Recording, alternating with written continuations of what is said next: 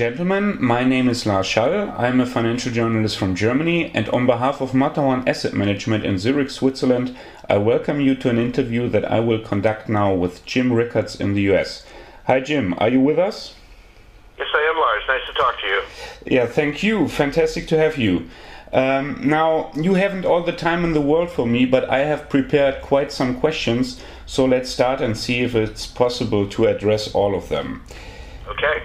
Jim, regarding the state of the so-called free markets, would you agree with investment manager Catherine Austin Fitts that Western intelligence agencies have the technological ability to proactively manage the markets in enormous ways, and that this is a dimension of market rigging that too few people pay attention to? She says, if it wasn't for that kind of technology, we could never go to a world where central banks manipulate markets in the way that they do now. Yeah, I think that's mostly nonsense, Lars. I would say, I think you have to separate technological capabilities on the one hand from actions and intentions on the other. Now let me be clear. I think markets throughout the world are being manipulated, but they're not being manipulated by national security agencies or intelligence agencies or military agencies. They are being manipulated by central banks, and central banks don't need any help from other arms of government because they have their own techniques and their own models and their own channels for doing so. So I think that if you ask, are the technological capabilities of certain government agencies, and of course we're all familiar with recent revelations about the National Security Agency, but there are many others. If you're asking whether they have extensive technological capabilities, I think it's apparent that they do, but none of that is being used to manipulate markets.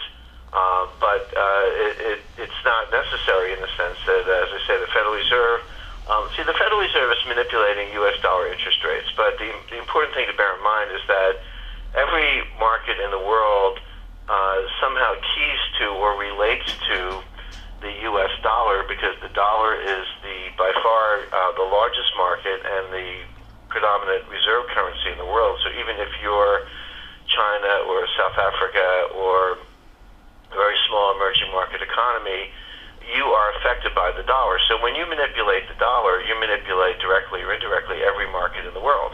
And that is what I see, most recently in South Africa, and over a period of 7 or 8 months in 2013, their currency went from 8 to the dollar, which is fairly strong, to almost 11 to the dollar, which was a crash, and then came back to 9 to the dollar, which was a rally, but not back to where it was. And that's enormous volatility. Well, that was not caused by any central bank policy in South Africa. That was caused by the taper talk, the expectation that last winter that tapering would continue, and then beginning in May, there was some talk that the Fed would taper, then they didn't, then they did. It's that kind of manipulation, change of policy, et cetera, that's causing volatility around the world. So if you ask me whether markets are being manipulated, I would say yes, but it's not by national security agencies, it's by central banks. Now that you have mentioned it, do you think the Federal Reserve will have to end the tapering of QE rather sooner than later this year, and maybe even has to expand QE? Well, it's possible, but here's the Fed's dilemma. The Fed has said that tapering is an economic decision, meaning that they've set 3 criteria to begin the tapering, and this is what they refer to when they started to taper in December. The first is economic growth, the second is the employment situation, the third is inflation. Now, based on the Fed's own criteria, there was a very weak case for tapering in December, meaning that the unemployment rate had come down, but we all know that that was not for good reasons. It was because labor force participation was declining, which is not a good thing for the economy.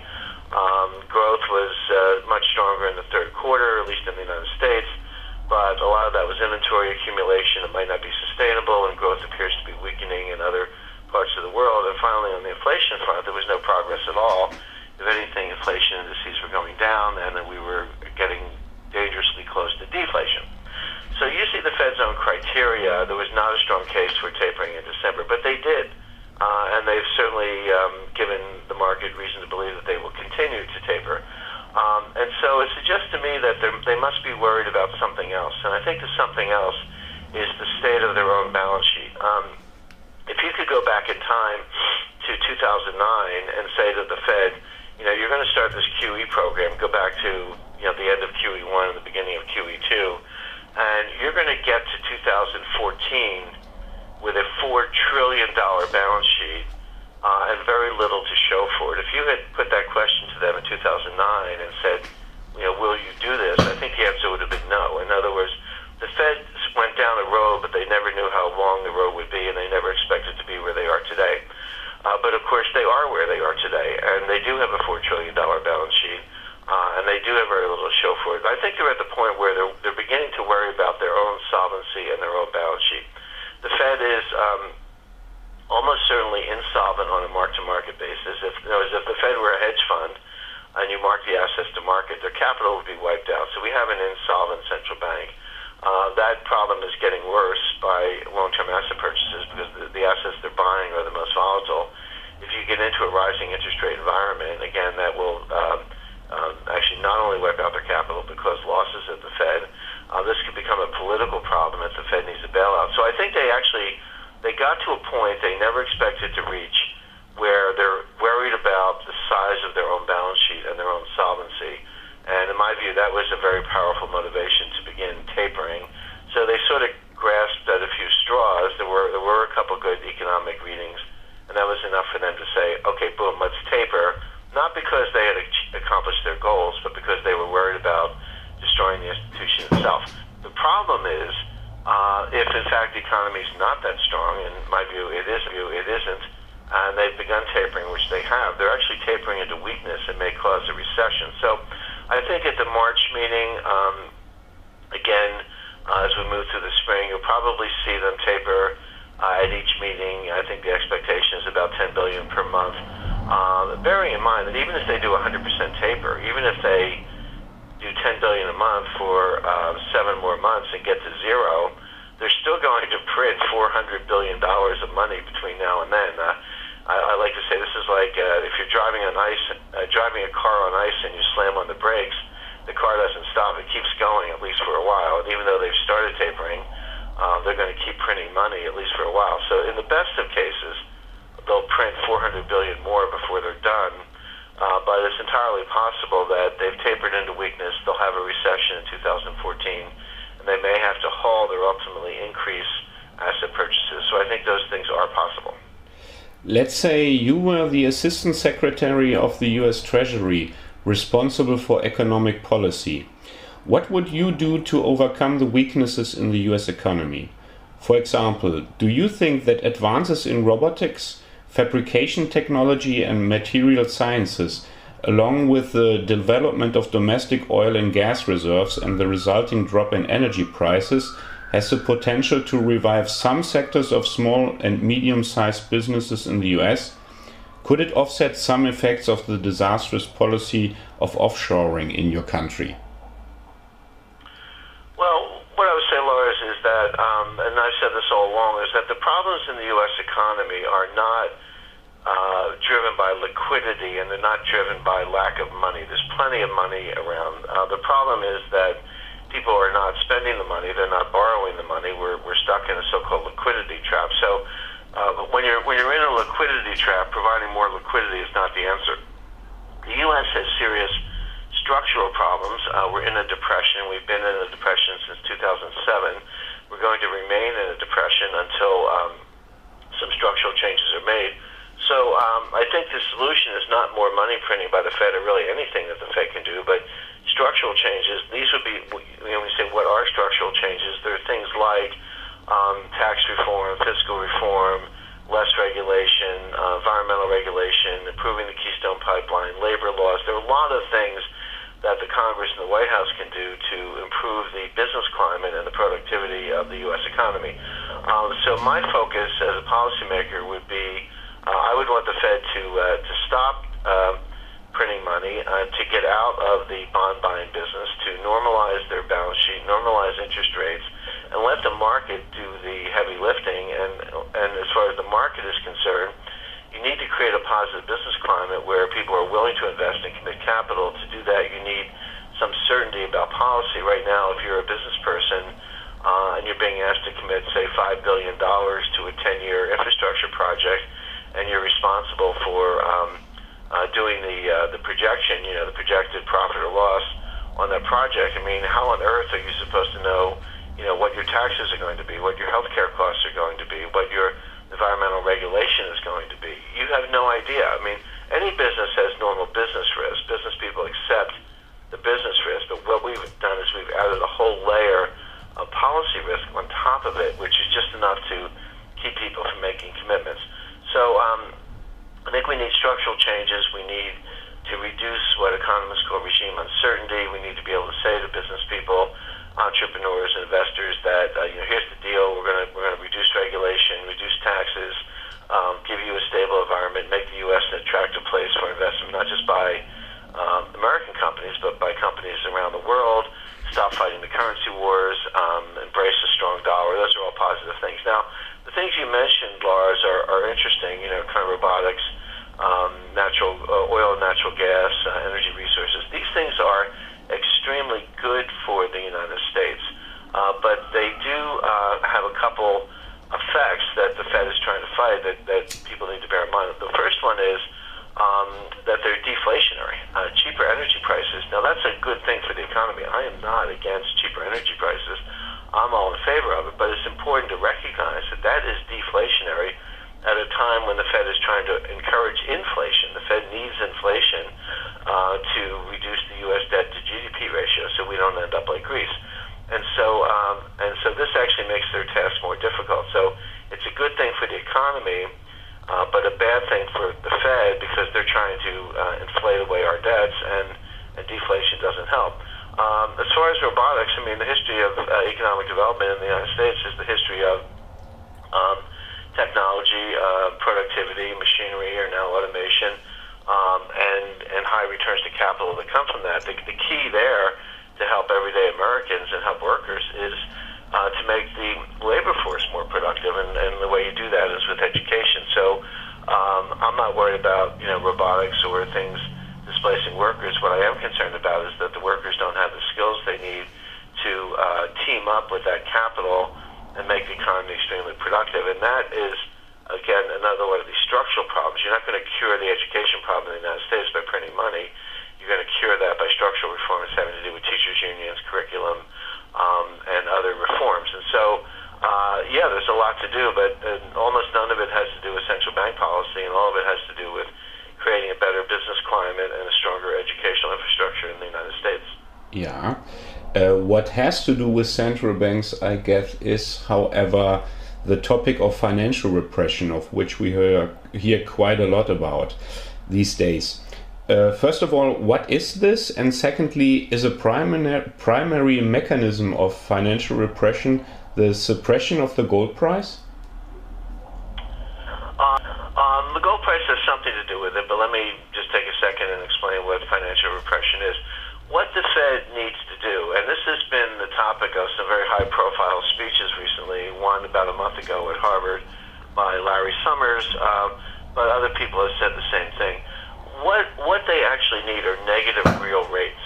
A negative real rate is a situation where the rate of inflation is higher than the interest rate on intermediate-term borrowing. So if I'm going to borrow to buy a house or start a factory or install equipment or start a business, I'm probably more affected by that intermediate-term rate, meaning 5, 7, or 10 years, than I am by the short-term rates. And those rates they've been bouncing around, but they're somewhere between, let's say, 2 and 3%. Now, right now, inflation in the United States is about 1%. So we have positive real rates, meaning the cost of borrowing is significantly higher than inflation, so a borrower incurs very high real costs. Now, what the Fed is trying to engineer is a situation where the opposite is true, where inflation is maybe 3, 3.5%, but they can keep those interest rates at maybe 2, 2.5%. And in that world, you have negative real rates, which is a very powerful inducement to borrow because not only is money free, it's better than free. The bank is paying you to be a borrower because you get to borrow the money and pay the bank back in cheaper dollars. So But the question is, how do you get there? The policy is clear, but how do you achieve that policy objective? And one thing they're trying to do is print so much money that they sort of raise inflationary expectations. But it's a delicate balancing act. So here's where financial repression comes in. A lot of people say, well, okay, let's say the Fed gets inflation at 3%. It's a very difficult thing to do, but let's say they do it. They manage to get inflation at 3%. Well, what good does it do you if inflation is 3, but the bond market goes to 5? In other words, you still have positive real rates. As long as the bond market rates are running ahead of inflation, you always have positive real rates. You never get to negative real rates, and so you haven't accomplished your purpose. So financial repression is the art of keeping a lid on nominal rates while inflation races ahead so that you can get to negative real rates. So if you get inflation to 3, you have to use policy techniques to keep the 10-year note at 2 or 2.5, or if inflation gets to 4, you need to keep the 10-year note at 3 so that you have negative real rates. Well, how do you do that? Well, one of the ways is quantitative easing, but if the Fed is at the limit of its balance sheet, as we talked about earlier, the other way to do it is to get the banks to buy the bonds. And the U.S. banking system was bailed out in 2008, of course, and a lot of bankers were quite pleased with that result. They say, gee, this is great, the government bailed us out, but we get to keep our jobs, we get to keep our bonuses, we get to keep our government guaranteed liabilities and make money, and happy days are here again. So the bankers are quite pleased with how they've been able to extract wealth from the U.S. economy. But what they'll discover is that there's a price to pay. It's sort of like a deal with the devil, and the price to pay is that they are now really captive buyers of bonds. If the Fed orders them to buy the bonds, they will do so. And so the Fed will try to create inflation by jawboning and printing money, and then they will keep a lid on interest rates by forcing the banks to buy the bonds. And the combination of the two will hopefully, in the Fed's view, get us to these negative real rates, and then that's supposed to be the inducement to borrow. So that's what financial repression is. It's using either regulation or jawboning or orders or persuasion or direct purchases to keep a lid on nominal rates so that inflation can be higher, and then get to negative real rates. Now, where gold comes into it is there's a danger in what I just described, which is if inflation goes from 1% to 2% to 3%, the Fed would like to keep it there. They would like inflation to be higher, but they don't want it to be too high, because then the game will be very obvious to everyone, and inflationary expectations will race out of control. So it's kind of like playing with a thermostat. If the house is too cold, you dial it up. If the house gets too warm, you dial it down. The Fed would like, when inflation gets to 3%, they would like to keep it there and make sure it doesn't go up to 5, 6, 7, 8, 9%, which or higher, borderline hyperinflation, which is what happened in the 1970s. One way to do that, they have a lot of ways of doing it, including they can reduce asset purchases at some point, or actually do the reverse and drain money from the economy. Although it would be highly unusual to be taking money out of the economy if unemployment were still 6% or higher. So that could have its own difficulties. But one of the ways inflationary expectations race out of control that is very visible to the market is the price of gold. The Fed knows that the price of gold is going to go up, and the Fed is not even against the price of gold going up, but they want it to go up gradually. And the word for this is orderly.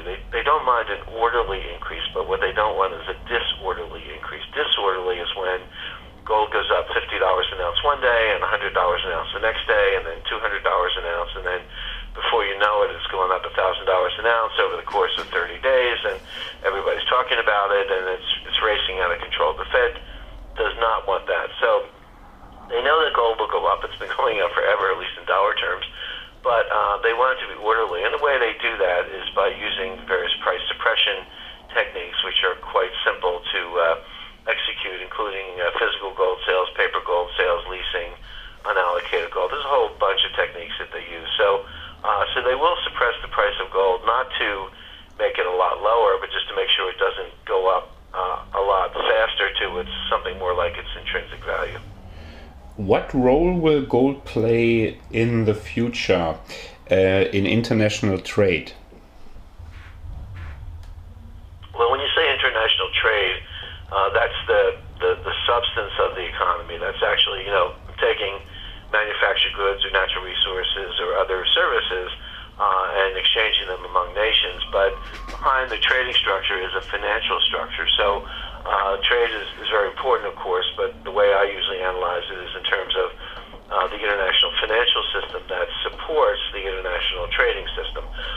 And of course today that's based on the US dollar as the leading reserve currency and the Federal Reserve as the proprietor of the dollar in the US banking system. Now, in the short run, gold has no role to play. Gold is not considered a monetary asset. There's no central bank in the world that will come right out and say that they want a gold standard or that they base their monetary policy on gold. However, the central banks may have no choice. In other words, if you get to, I just described how the Fed wants higher inflation and thinks they can engineer it to exactly the right level, 3%. My view is that they will try that, but they will fail, and in the course of doing so, they'll let the genie out of the bottle, so to speak, and inflation will run away from them to much higher levels. In that world, maybe they can get the genie back in the bottle, as Paul Volcker did in 1980, but maybe not. And if this time we run into another financial panic,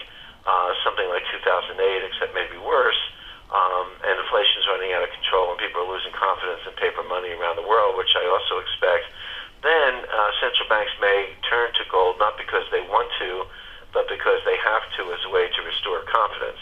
Of course, the result of that will be much, much higher gold prices.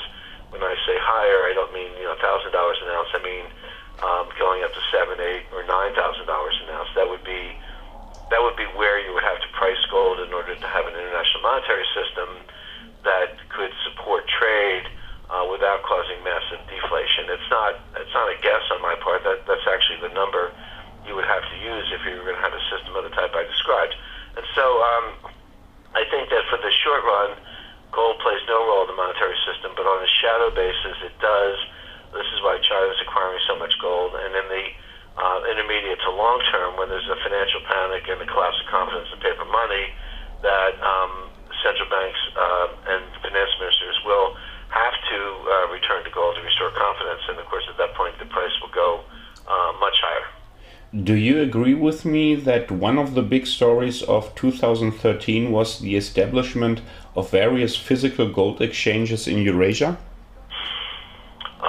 I think it is a very important story, and the reason is that in any commodity, and we happen to be talking about gold, but it's really no different if we were talking about oil or corn or wheat or a lot of other things, you have two things that analysts focus on. One is the stock, and one is the flow. The stock is the total amount of the commodity, so how much gold is there in the world? No one knows for sure, but estimates are around, let's say, 170,000 tons. The flow is the new gold that comes into the market every year from various sources. So mining output, is about 2,300 tons a year, which is quite small relative to the stock, meaning that the gold supply is only increasing about 1% a year or so, and that's one of the attractions of gold. A little more than 1%, but that's one of the attractions of gold, which is that it's scarce and it doesn't go up a lot, unlike money printing. But there's a third element I think you have to put into the mix, which is called the floating supply. The floating supply is the portion of the stock that's actually available for trading. If you want to buy it, where you get it, if you're a seller, who you sell it to, etc. Now, if you're trying to corner a market, going back and looking at history, you don't have to buy the entire supply. You only have to buy the floating supply, because any gold that is in, say, central bank vaults or any kind of vault in private hands that is not available for sale is not part of the floating supply. It just sits there on the sidelines. Now, central banks' gold, I would say, in many respects, is or can be part of the floating supply in some cases because it's available for leasing through the bullion banks in London. But some of the gold is not, or it could change. In other words, a central bank might be leasing its gold one day and then suddenly decide not to lease its gold. So when I see the private vaulting arrangements, and they're in they're in Singapore, Shanghai, Switzerland, they're really popping up. Some of them are long-standing, others are popping up all over the world. When you see that, and we are seeing it, and I recently returned from a visit to Switzerland where I met with secure logistics firms and refiners, so I was able to talk firsthand to senior people who are actually handling the gold flows around the world. What they're saying is a lot of gold is coming out of the banking system going into private storage. So, a very wealthy individual, someone worth a couple $100 million, might take her gold out of UBS, pardon me, and put it into G4S or Via Matterbrinks, one of the private non-bank storage facilities around the world. They're not just in Switzerland; they're in, as we mentioned, Dubai and Singapore and elsewhere. So that gold is kind of when it comes out of the bank vaults and goes into private vaults, it's no longer available for leasing, or at least it's not very easy to do because there's legal arrangements. The banks have had those legal arrangements and the documentation forever, but the private vaults do not. The private vaults are just in the storage business. And so what I see is that while the total gold stock in the world changes very little, the floating supply is collapsing, which means that the amount of physical gold available to support paper trading and market manipulation is getting quite small. So we're almost at the point where it's like balancing, the old trick where you take a pencil and you balance it on its point.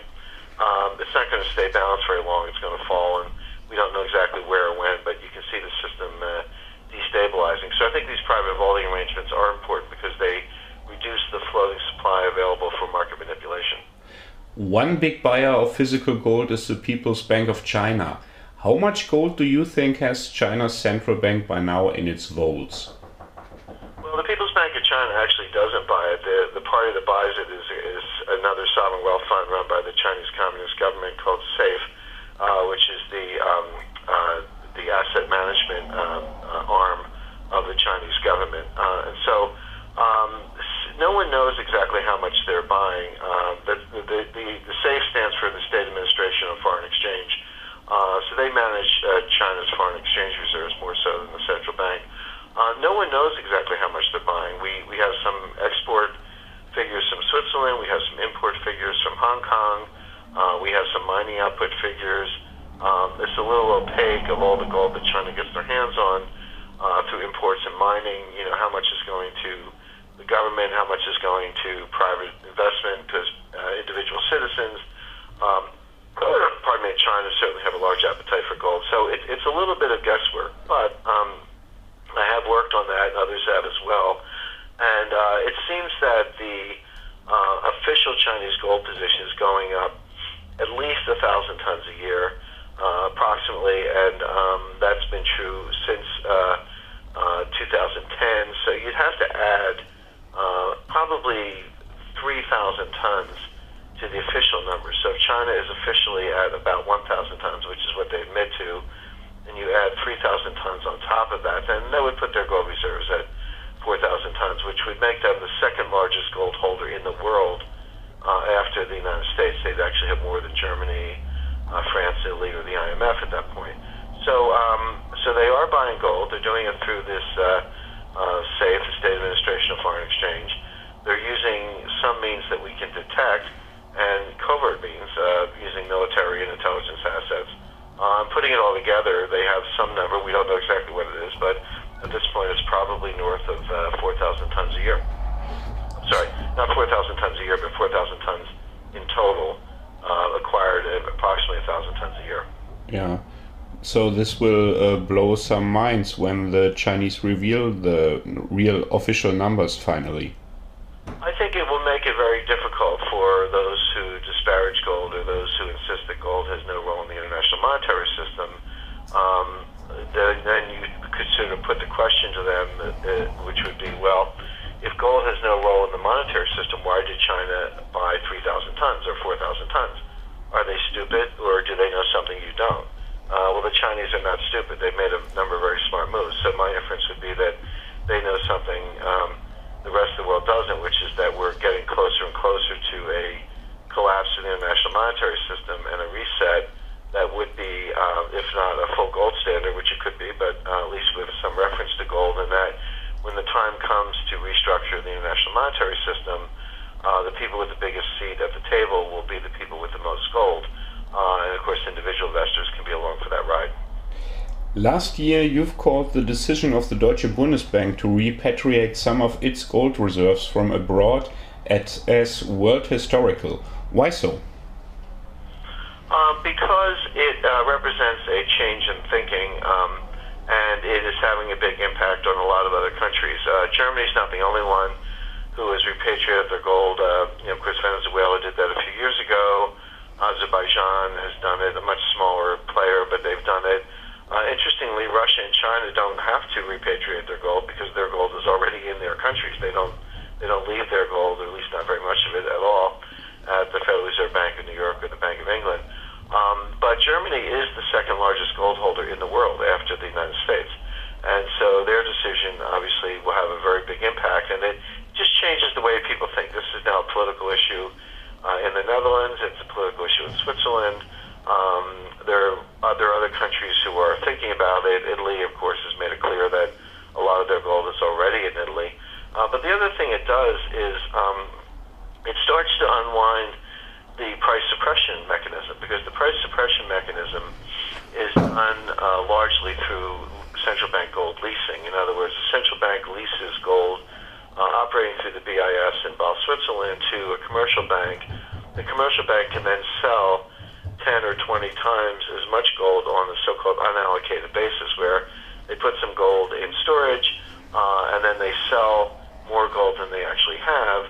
And if you read the fine print in the contract, it says that you don't have specific bars, the specific numbers. You just own some gold, but the expectation is that all the holders of those contracts will not show up on the same day and ask for their gold. Very similar to the paper money banking system, where banks create far more in assets by making loans and crediting deposits than they actually have in capital.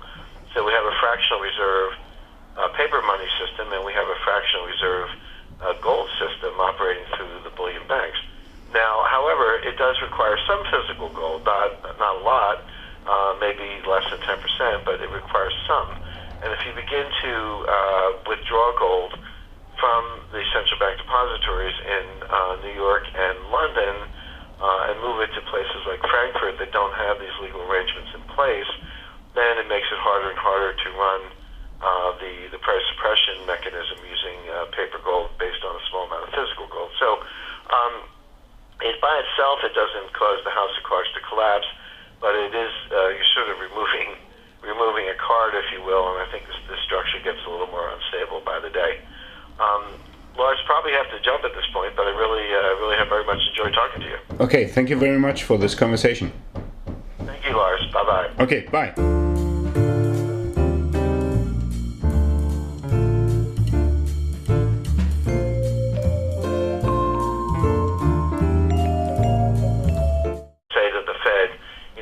This QE program, go back to the end of QE1 and the beginning of QE2, and you're going to get to 2014 with a $4 trillion balance sheet and very little to show for it. If you had put that question to them in 2009 and said, will you do this? I think the answer would have been no. In other words, the Fed went down a road, but they never knew how long the road would be, and they never expected to be where they are today. But of course, they are where they are today, and they do have a $4 trillion balance sheet, and they do have very little to show for it. I think they're at the point where they're beginning to worry about their own solvency and their own balance sheet. The Fed is almost certainly insolvent on a mark-to-market basis. If the Fed were a hedge fund and you mark the assets to market, their capital would be wiped out. So we have an insolvent central bank. That problem is getting worse by long-term asset purchases because the assets they're buying are the most volatile. If you get into a rising interest rate environment, again, that will actually not only wipe out their capital because losses at the Fed, this could become a political problem if the Fed needs a bailout. So I think they got to a point they never expected to reach where they're worried about the size of their own balance sheet and their own solvency. And in my view, that was a very powerful motivation to begin tapering. So they sort of grasped at a few straws. There were a couple good economic readings, and that was enough for them to say, okay, boom, let's taper. Not because they had accomplished their goals, but because they were worried about destroying the institution itself. The problem is, if in fact the economy is not that strong, in my view it isn't, and they've begun tapering, which they have, they're actually tapering into weakness and may cause a recession. So I think at the March meeting, again, As we move through the spring, you'll probably see them taper at each meeting. I think the expectation is about $10 billion per month. Bearing in mind that even if they do 100% taper, even if they do $10 billion a month for 7 more months and get to zero, they're still going to print $400 billion of money between now and then. I like to say this is like if you're driving a car on ice and you slam on the brakes, the car doesn't stop. It keeps going, at least for a while. And even though they've started tapering, they're going to keep printing money, at least for a while. So in the best of cases, they'll print $400 billion more before they're done.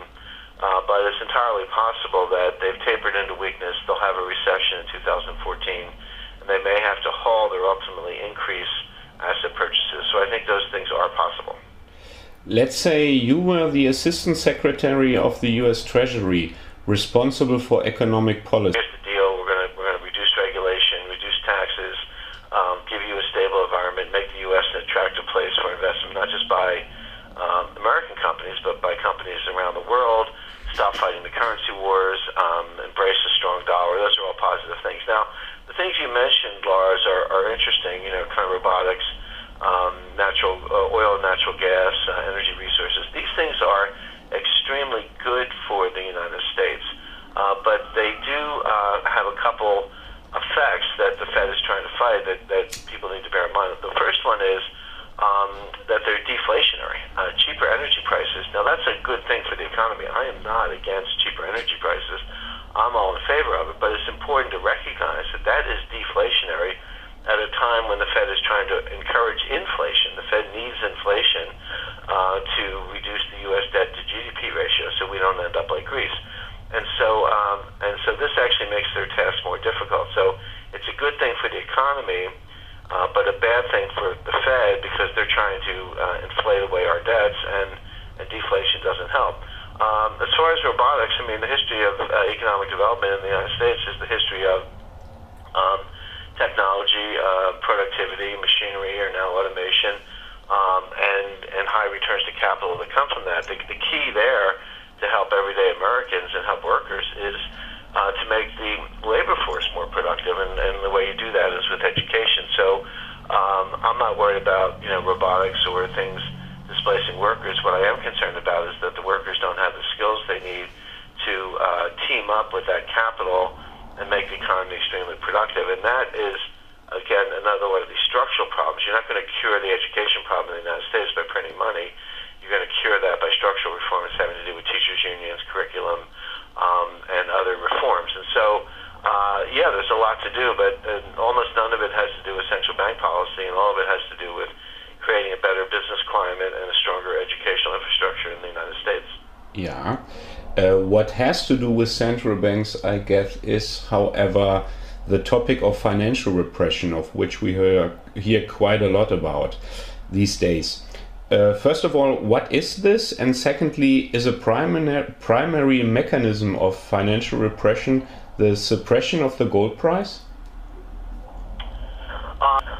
The gold price has something to do with it, but let me just take a second and explain what financial repression is.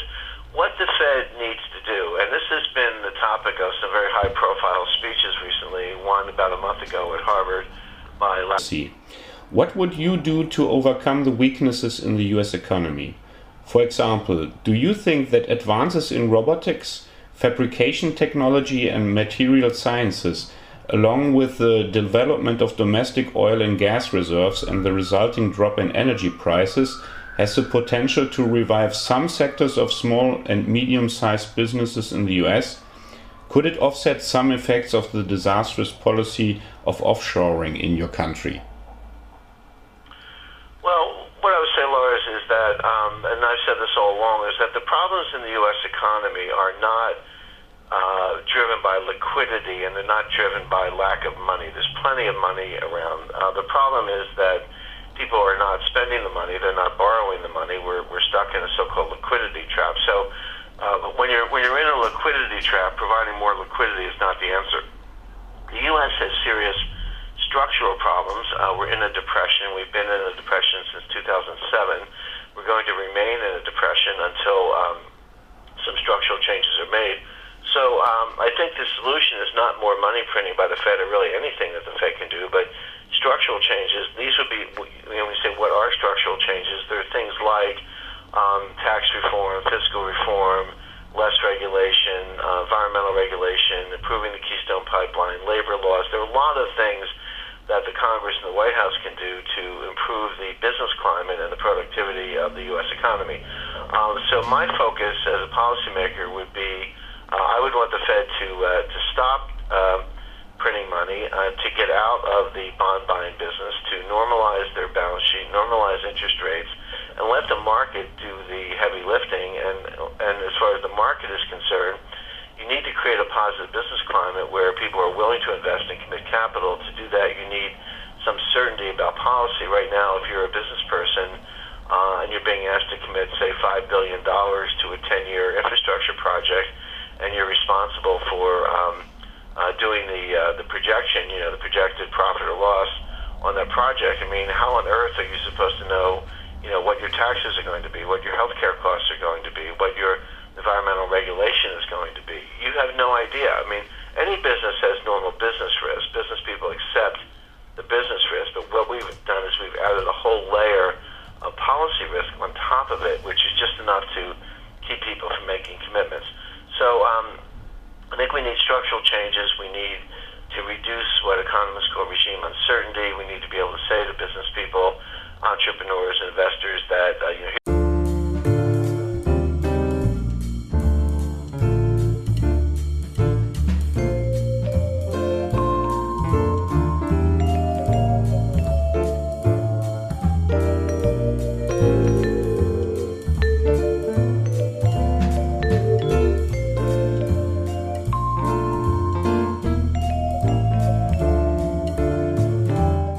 Ladies and gentlemen, my name is Last Schall. I'm a financial journalist from Germany, and on behalf of Matterhorn Asset Management in Zurich, Switzerland, I welcome you to an interview that I will conduct now with Jim Rickards in the US. Hi Jim, are you with us? Yes, I am, Lars. Nice to talk to you. Yeah, thank you. Fantastic to have you. Now, you haven't all the time in the world for me, but I have prepared quite some questions, so let's start and see if it's possible to address all of them. Okay.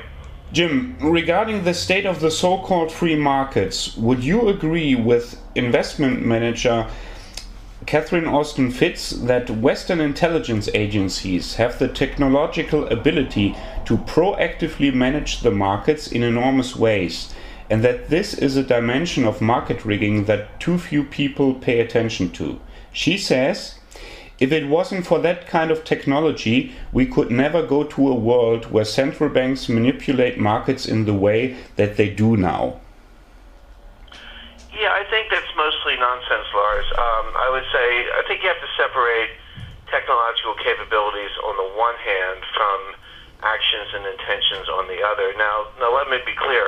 I think markets throughout the world are being manipulated, but they're not being manipulated by national security agencies or intelligence agencies or military agencies. They are being manipulated by central banks, and central banks don't need any help from other arms of government because they have their own techniques and their own models and their own channels for doing so. So I think that if you ask, are the technological capabilities of certain government agencies, and of course we're all familiar with recent revelations about the National Security Agency, but there are many others. If you're asking whether they have extensive technological capabilities, I think it's apparent that they do, but none of that is being used to manipulate markets. But it's not necessary in the sense that, as I say, the Federal Reserve, the Federal Reserve is manipulating U.S. dollar interest rates, but the important thing to bear in mind is that every market in the world somehow keys to or relates to the U.S. dollar, because the dollar is by far the largest market and the predominant reserve currency in the world. So even if you're China or South Africa or a very small emerging market economy, you are affected by the dollar. So when you manipulate the dollar, you manipulate directly or indirectly every market in the world. And that is what I see, most recently in South Africa, and over a period of 7 or 8 months in 2013, their currency went from 8 to the dollar, which is fairly strong, to almost 11 to the dollar, which was a crash, and then came back to 9 to the dollar, which was a rally, but not back to where it was, and that's enormous volatility. Well, that was not caused by any central bank policy in South Africa. That was caused by the taper talk, the expectation that last winter that tapering would continue, and then beginning in May, there was some talk that the Fed would taper, then they didn't, then they did. It's that kind of manipulation, change of policy, et cetera, that's causing volatility around the world. So if you ask me whether markets are being manipulated, I would say yes, but it's not by national security agencies, it's by central banks. Now that you have mentioned it, do you think the Federal Reserve will have to end the tapering of QE rather sooner than later this year, and maybe even has to expand QE? Well, it's possible, but here's the Fed's dilemma. The Fed has said that tapering is an economic decision, meaning that they've set 3 criteria to begin the tapering, and this is what they referred to when they started to taper in December. The first is economic growth. The second is the employment situation. The third is inflation. Now, based on the Fed's own criteria, there was a very weak case for tapering in December, meaning that the unemployment rate had come down, but we all know that that was not for good reasons. It was because labor force participation was declining, which is not a good thing for the economy. Growth was much stronger in the third quarter, at least in the United States, but a lot of that was inventory accumulation. It might not be sustainable, and growth appears to be weakening in other parts of the world. And finally, on the inflation front, there was no progress at all. If anything, inflation indices were going down, and then we were getting dangerously close to deflation. So using the Fed's own criteria, there was not a strong case for tapering in December, but they did. And they've certainly given the market reason to believe that they will continue to taper. And so it suggests to me that they must be worried about something else. And I think the something else is the state of their own balance sheet. If you could go back in time to 2009 and